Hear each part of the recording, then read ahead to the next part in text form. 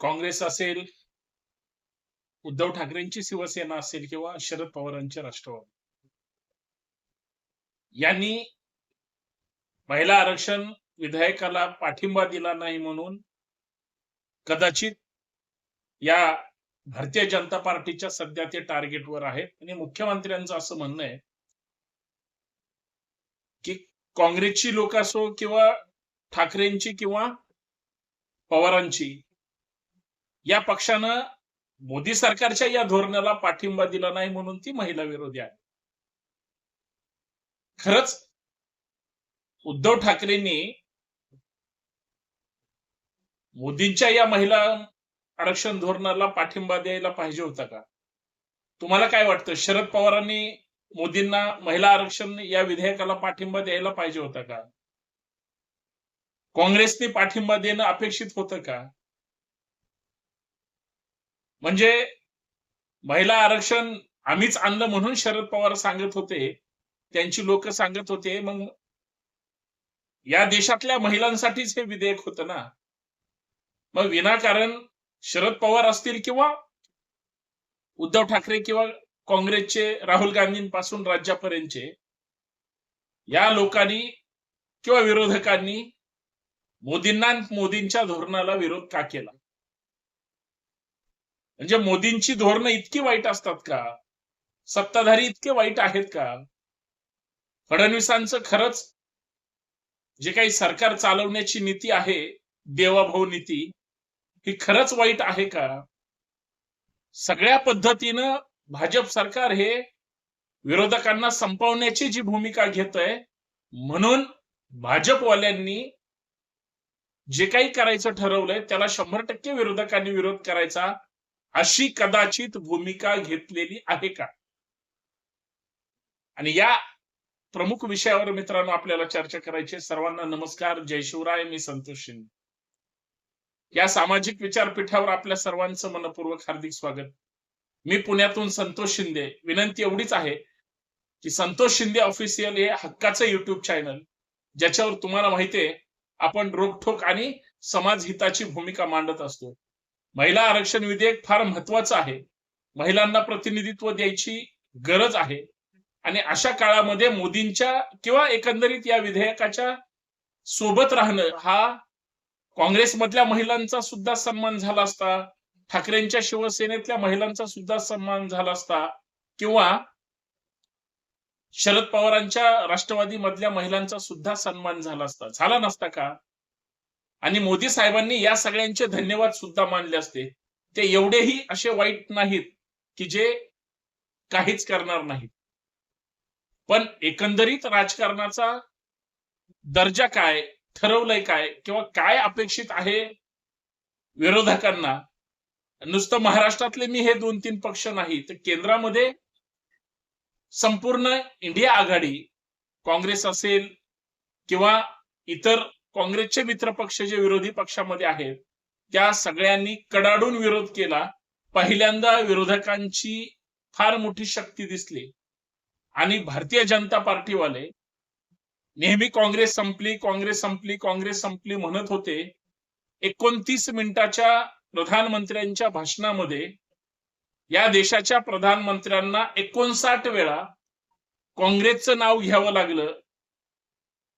त्या 8:30 वाजता आलेल्या लाईव्ह प्रेसमध्ये किंवा इतर सगळ्या ह्याच्यामध्ये.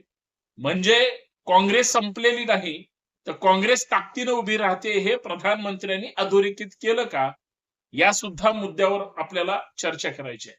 म्हणून तुमचे जर काही प्रश्न असतील तर नक्कीच कमेंट मध्ये आपण पुन्हा त्या ठिकाणी चर्चा करूया आणि क्रमशः या विषयावर बोलत राहूया.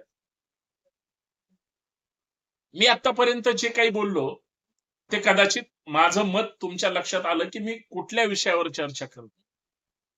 पण भाजपवाल्यांनो, राज्यातल्या आणि केंद्रातल्या सुद्धा 2023 मध्ये हेच नारी शक्ती वंदना विधेयक किंवा महिला आरक्षण विधेयक आलं होतं. ज्यावेळेस लोकसभेमध्ये पारित झालेलं होतं त्यावेळेस गल्लीपासून दिल्लीपर्यंतचे भाजपच्या जेवढ्या महिला नेत्या होत्या, महाराष्ट्रातल्या तुमच्या लगेच डोळ्यासमोर आल्या असतील. नेहमी बोलत असतात त्यांनी सुद्धा मोदींचं कौतुक केलं होतं, अभिनंदन केलं होतं. मग ते विधेयक का पारित झालं नाही आणि का त्याला त्याच वेळेस मान्यता दिली नाही? ते विधेयक आलं आणि तिथं बांधून ठेवलं. मग परत डबल हे आता विधेयक आणायची काय गरज होती? हा माझ्यासारख्या एका विचारशील कार्यकर्त्याला पडलेला प्रश्न आहे. याचं उत्तर कुणीतरी द्यावं लागेल. आणि जर भारतीय जनता पार्टीला, आता मी मागच्या व्हिडिओमधले परत मुद्दे रिपीट करणार नाही. पण मला एक प्रश्न विचारायचा आहे. जर तुमच्याकडे बहुमत नव्हतं आणि घटना दुरुस्ती सुद्धा करायची होती, एका विधेयकाच्या आडून मग 3 विधेयक आणून विरोधकांचा घात का करायचा? हा एक साधा प्रश्न आहे.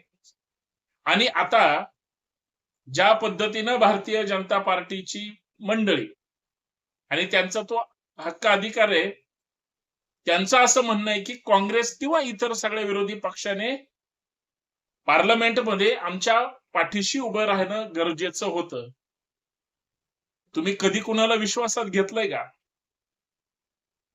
अरे तुम्ही या देशातल्या पत्रकारांना साधं विश्वासात आयुष्यात कधी घेतलं नाही. प्रधानमंत्र्यांची एक पत्रकार परिषद जी पत्रकारांसोबत जाहीर अशी थेट पत्रकार प्रश्न विचारू शकतात, 12 वर्षात कधी झाली आहे का? बघा आणि विचार करा. जे सतत मीडियामध्ये राहून कसं मीडिया आपल्याकडे अट्रॅक्ट होईल याचा जे प्रयत्न करत होते, त्यांनी सपशेल सत्तेमध्ये आल्यापासून पत्रकारांपासून स्वतःला लांब ठेवलं. हे मुलाखत कुठं देतात?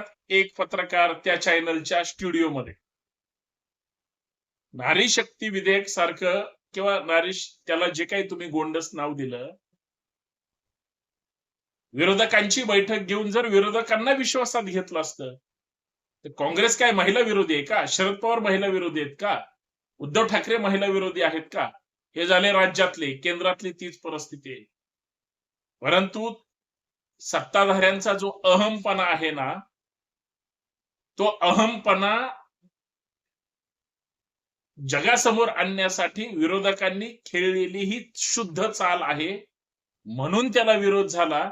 आणि अजिबात भारतीय जनता पार्टीच्या लोकांना महिला विधेयकाबद्दल फारसं प्रेम मला तर वाटतं अजिबात नाही.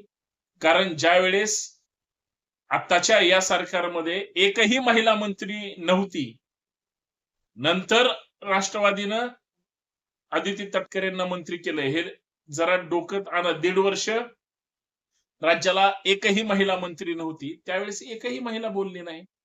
बर, हे सगळं जाऊ द्या. माझा अंतिम प्रश्न आहे की पार्लमेंटमध्ये ज्या काही महिला खासदार आहेत, त्यांनी महिलांच्या विषयावर एक प्रश्न विचारलाय, सांगा बरं. पार्लमेंटमध्ये एकाही महिला खासदारांनी महिला अत्याचाराच्या इतक्या गंभीर घटना घडतायत, आता सुद्धा महाराष्ट्रातल्या ज्या काही 4-8 घटना ज्या गंभीर स्वरूपाच्या आहेत आणि एका व्यक्तीकडून शेकडो महिलांचं शोषण वगैरे आहे, किती महिला खासदारांनी भूमिका मांडली? मला एवढं सांगायचंय, ज्या महिला आज खासदार आहेत त्यांनी तरी सक्षमपणे लढलं पाहिजे. त्यांची प्रेरणा घेऊन शेकडो महिला या सत्ताधाऱ्यांना जेरीस आणतील आणि सभागृहात येतीलच, आल्याच पाहिजेत. महिला आरक्षण विधेयक पारित झालंच पाहिजे. पण 2023 मध्ये महिला आरक्षणाचा घात कुणी केला याचा जर प्रश्न विचारला तर तो फक्त आणि फक्त भारतीय जनता पार्टीने, कारण फुल फ्लेश त्यांचं सरकार असून सुद्धा त्यांनी हे विधेयक पारित केलं नाही किंवा मंजुरी दिली नाही. राहिला शेवटचा मुद्दा की या आरक्षणाच्या बाबतीमध्ये विरोधकांनी जरी भूमिका कुठलीही घेतली असली तरी हे विधेयक जर महाराष्ट्रासह देशाला महत्वाचं होतं, वाटत होतं, तर स्वतः प्रधानमंत्र्यांनी सगळ्या विरोधी पक्षाला चहाला बोलवा, वैयक्तिक फोन करा, त्यांच्या प्रमुख नेत्यांची भेट घ्या. हा जर मोठेपणा दाखवला असता, माझं असं प्रामाणिक मत आहे की एकही विरोधी पक्षाचा खासदार किंवा त्यांच्या पक्षाचे नेते यांनी प्रधानमंत्र्यांच्या त्या भूमिकेला नकार दिला नसता. कारण स्वतः प्रधानमंत्री येऊन आपल्याशी चर्चा करतात, आवाहन करतात म्हणल्यानंतर सर्व पक्षीय लोकांनी पाठिंबा दिला असता. पण शेवटी कसं असतं, तुम्ही फक्त गृहीतच धरणार असाल, तुम्ही जर गांभीर्यानं घेणार नसाल आणि दुसऱ्याला फक्त टोलवाटोलीची भूमिका मांडत असाल, कारण तुम्हाला विरोधकांना जर आरोपीच्या पिंजऱ्यात उभा करायचं असेल, अशी धारणा जर एखाद्या सत्ताधारी पक्षाची असेल, म्हणून सत्ताधारीच वाईट आहेत असं विरोधक म्हणतात आणि विरोधक वाईट आहेत असं सत्ताधारी म्हणतात, तर हे सुद्धा गणित समजून घेणं गरजेचं आहे. कारण सगळे खरं कधी 100% बोलत नाहीत आणि एकमेकांना फसवतात, असं ठामपणे मानावं लागेल. म्हणून महिला विधेयकाला सत्ताधाऱ्यांनी जर ठरवलं असतं 2023 मध्येच नारी शक्ती वंदन काय विधेयक पारित झालं असतं आणि आज संख्या वाढली असती. 850 खासदार मध्ये होण्याची अपेक्षा आहे. त्या खासदारांचं सुद्धा ज्युरिडिक्शन वाढवणार आहेत. म्हणजे खासदारांची संख्या जास्त होईल आणि मतदारसंघ त्या अर्थाने लहान होतील. अशी आणि अशा असंख्य एकमेकाशी निगडीत गोष्टी आहेत. हे सगळे विधेयक एकत्र आणल्यामुळे विरोधकांनी विरोध केलेला असावा, असा माझा समज आहे. अन्यथा काँग्रेसची किंवा राष्ट्रवादीची किंवा शिवसेनेची काय हिंमत महिला आरक्षणाला विरोध करायची. तुम्हाला काय वाटतंय? नक्की कमेंट करून कळवा. जय शिवराय.